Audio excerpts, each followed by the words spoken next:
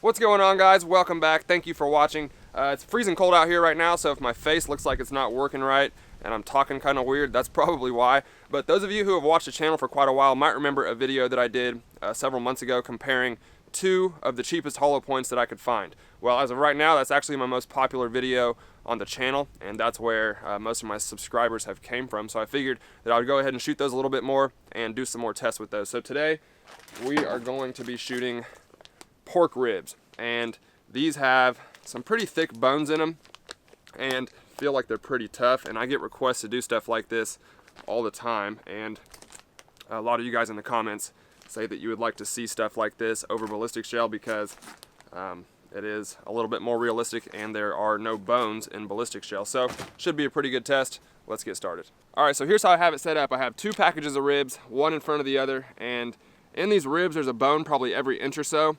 So I have it situated so that if it misses bone in the front one, it should hit bone in the second one. I was going to cut these up into little 6-inch pieces, but I'm just going to move them over after each round that we shoot to give us a fresh spot on that meat.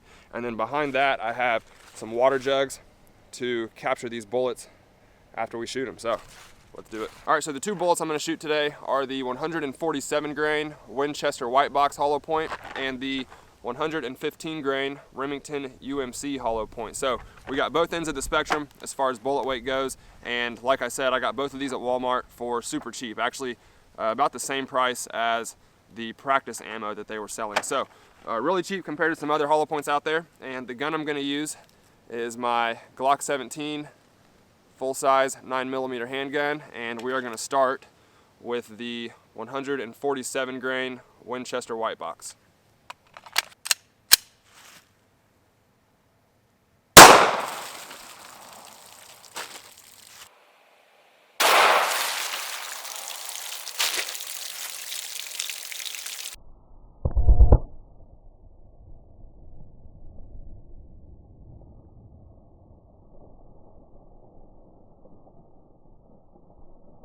Alright, so here is our first slab of ribs that the bullet went through on the ground. And there is the entrance hole, the exit hole, and there's the entrance hole on the second slab of ribs, and the exit hole. The exit hole is actually a little bit smaller than the entrance hole on that second slab. And you can see that it just kind of exploded that first water jug. All the water came flying out and got all over my cameras. And went through to the second jug, the third jug, and stopped in our fourth water jug. And you can see that bullet down on the bottom of there. So I'm going to go ahead and pull that out and take a look at it. Alright, here's the 147 grain bullet that I pulled out of the water jug, and it actually expanded a lot more than I thought it would. I've tested this round a few times in gel and it never expands like this. Now it did hit bone. I looked at the package of ribs and it did go straight through a bone, so maybe that had something to do with it. But the 147 grain Winchester white box expanded pretty well. And next up, the 115 grain Remington UMC.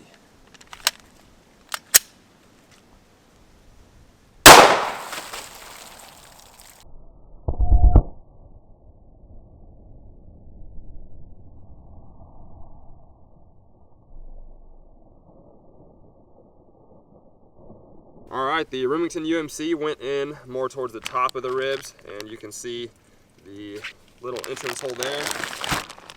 And there is the big exit hole on the first slab of ribs.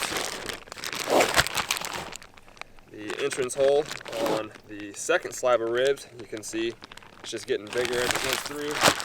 And the very big exit hole on the second slab of ribs. So I definitely had bigger exit holes than the 147 grain, but once again, exploded our first water jug quite a bit, went through the second water jug, and stopped in our third water jug. So let me pull that bullet out and take a look at it.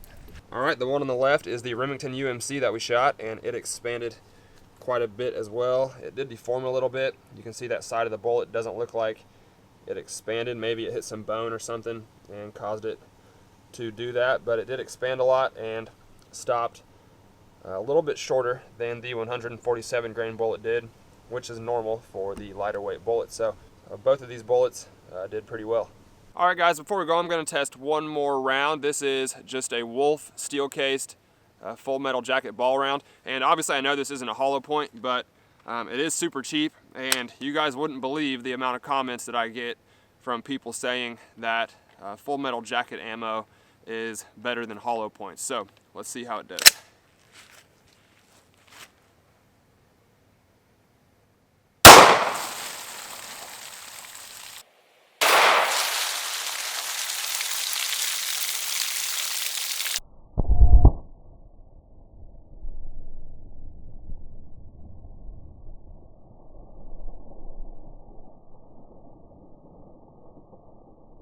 Alright, so this is kind of what I expected out of this one. You can see the entrance hole right there on the first pack of ribs, and the exit hole is right there. It's actually so small you can barely see it, but there is a small exit hole on that first slab of ribs, and the entrance hole and the second slab of ribs is right there, and again it is very small.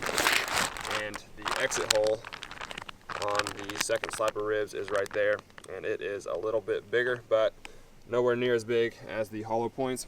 And that is our first water jug right there, I think. It looks like it kind of threw it back into the middle of the table.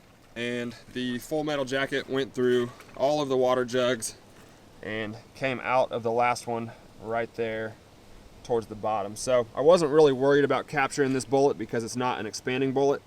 And I kind of figured that it was going to go through all of the water jugs. Well, I'm going to go ahead and wrap it up here, guys. Thank you so much for watching. I hope you liked the video. Like I said, I get suggestions for stuff like this all the time, so I figured that I would go ahead and make one of these for you guys and see how you liked it. Now, I can do more videos like this in the future with different types of ammo and, you know, all the premium self-defense rounds that I have at my house.